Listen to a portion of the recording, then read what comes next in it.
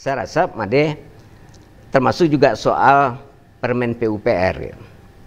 Belum tentu salah juga gitu. Kalau dasarnya itu mungkin itu kias kan tidak dibunyikan dalam Permen PUPR itu bahwa danau dilarang untuk dimanfaatkan PLTS. Mengatur waduk. Iya betul, dia mengatur waduk. Cuma kan kias dalam Islam kan ada.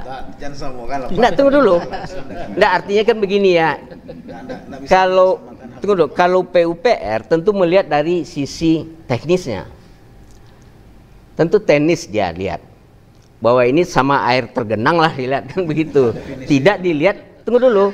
Ada ini PU ya. Iya PU ya. Danau Cimpago misalkan. Itu kecil. Enggak, karena begini, itu kan manfaat lain dari waduk. Makanya diaturlah bisa untuk pengkayaan fungsi gitu. Tapi mungkin ya pikiran sebelum timbul mungkin selama ini tidak terpikir oleh kita. Lalu mungkin ternyata kalau di waduk bisa, tentu di danau juga bisa kan, seperti itu aja. Nah cuma, tunggu, beda gini loh. Cuma itu, Pak, ada landasan sosiologis, ada betul, filosofis, betul. ada kemudian analisis rujukan sinkronisasi aturan perundang-undangan. Enggak, saya juga ingin mengatakan, enggak, kan cuma ingin mengatakan, jangan kita mempersalahkan dasar hukumnya gitu. Pastilah Pak. Nggak. Salah dasar hukum, salah tindakan, berarti terjadi perbuatan melawan hukum. Betul. Konteksnya sangat. Enggak, jangan kita anggap. Ya tentu kita harus pelajari juga. Jangan kita anggap bahwa ini karena tidak ada dalam Permen PUPR, wah ini melanggar hukum. Tidak begitu juga gitu kan. Kan apa yang tidak dilarang itu boleh. Kalau prinsip. Enggak, jangan kita anggap bahwa ini melanggar Permen PUPR. Itu beda dengan konteks soal berinteraksi sosial. Apa yang dilarang oleh Madat itu bahwa saya ini tidak berlaku terhadap manusia. Berbeda dengan konteks norma perundang-undangan. Betul. Jadi saya gini, yang diatur di dalam Permen PUPR itu bahwa waduk ini bisa dimanfaatkan. Kan itu aja. Karena permennya mengatur waduk. Mengatur waduk. Gitu.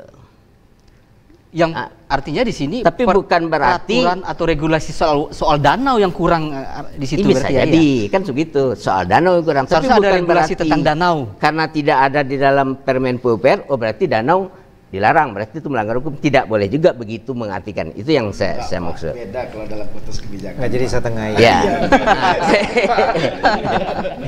Jadi ini hanya persoalan penempatan dasar hukum itu saja. Ya. Jadi dasar hukum itu tidak ada kaitannya dengan proyek ini. Ya. Kan itu aja. Nggak nyambung dia. Ya. Kenapa kok dasar hukum waduk yang ditaruh, sementara yang danau. danau. Baik. Jadi itu saja sebetulnya. Iya. Salah menggunakan dasar hukum. Tapi tidak berarti Permen PUPR mengatakan bahwa di danau tidak boleh. Enggak ada. Enggak ada itu. Jangan diartikan begitu gitu. Jadi makanya saya bilang ini hanya penempatannya yang enggak pas. Ya, seharusnya nggak perlu dia cantumkan di situ. Nggak perlu. Di sini yang mencantumkan Indonesia Power ya? Enggak, Ya, makanya dalam kan presentasinya. Ya. Oh, dalam presentasi Dia investor. cantumkan itu. Dasar hukumnya salah satunya ini. Padahal tidak ada mengatur masalah danau. Ya. Dia hanya mengatur masalah. Artinya kalau dia tidak menggunakan dasar hukum itu aman sebenarnya. Tidak ada apa-apa. Tidak apa-apa juga begitu. Ya, karena kan jadi melarang di danau. ya, karena kan tidak ada melarang. Itu proyek PMS, kenapa Danau Singkarak saja yang jadi yang danau Pak, yang lain Itu yang kita tidak tahu kan dari awal. Kita tidak tahu. Itu yang tidak tahu Pak. atau enggak dianggap ini penduduk Kalau sekitarnya ini kata Bang Batul itu karena istimewa ya, kita beruntung istimewa beda. ya. Mungkin Kalau itu enggak, Pak. istimewa ini. iya, nah kita harus berpikir positif bahwa kita sebenarnya dikaruniai danau yang Ada 3 gitu di sini. bagus dan punya banyak fungsi yang bisa difungsi banyak hal gitu. Kan itu saja. Daripada kita berpikir wah ini ada macam-macam ini kan, daripada kita berpikir negatif. Jadi mungkin cara masuk lah dari investor yang mungkin kurang tepat. Tetapi ya kita berpikir positif juga ya. Mungkin ini bisa kita dialogkan bersama gitu kan. Kita gali lebih jauh, lebih dalam apa manfaat, apa mudaratnya. Dan tentu kita semua menginginkan semua kepentingan bisa diakomodir, tapi tidak ada yang dirugikan. Saya rasa prinsip ini yang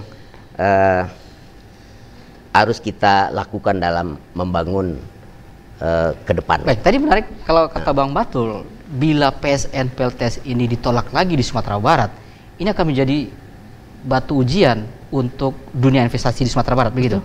Ya, menurut saya demikian. Gitu. Pemerintah pusat, investor akan berpikir berkali-kali untuk masuk ke Sumbar.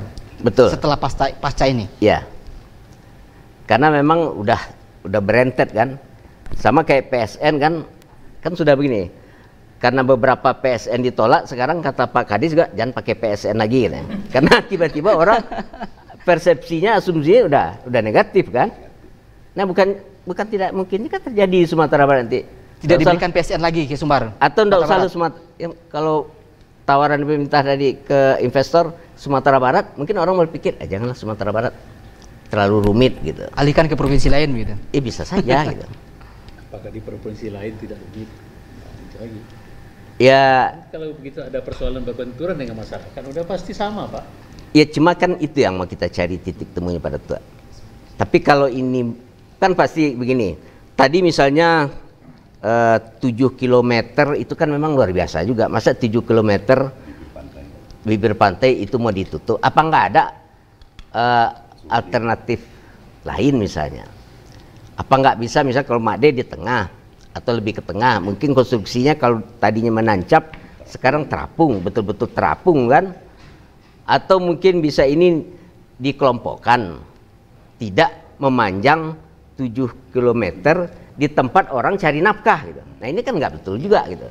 Cuma bisa jadi anggaplah mereka mungkin tidak tahu bahwa ternyata itu kejadiannya gitu. Bahwa kalau mereka bangun di 7 km di pinggir 20 atau 30 meter dari pinggir danau, itu sama aja dengan membunuh mata pencarian masyarakat sekitar.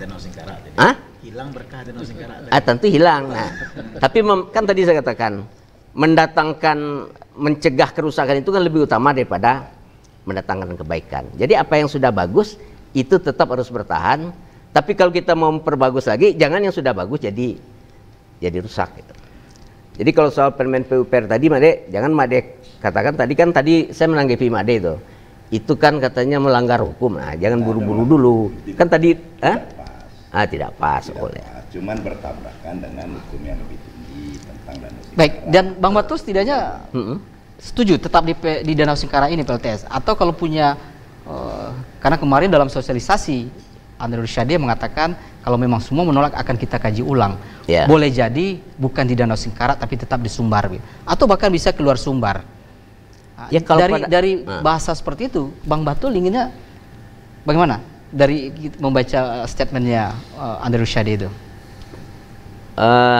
Saya susah juga membaca pikiran, jadi mungkin tidak usah saya baca bagaimana pikiran Pak Andre Rosiade atau perasaan Pak Andre lah. Kalau ya. memang Singkarak menolak, dipindahkan di luar Singkarak, tapi tetap di Sumatera Barat. Iya, itu. Jangan sampai keluar dari Sumatera Barat. Karena efeknya nanti seperti tadi, apa aja yang mau dibikin di Sumatera Barat itu pasti mengalami penolakan, pasti batal. Karena yang terjadi kan begitu juga sekarang. Memang kadang-kadang agak susah juga ini. Kita kalau bikin yang resmi-resmi, yang pakai izin, malah repot. Tapi yang liar-liar Malah senang. lancar, dibiarkan.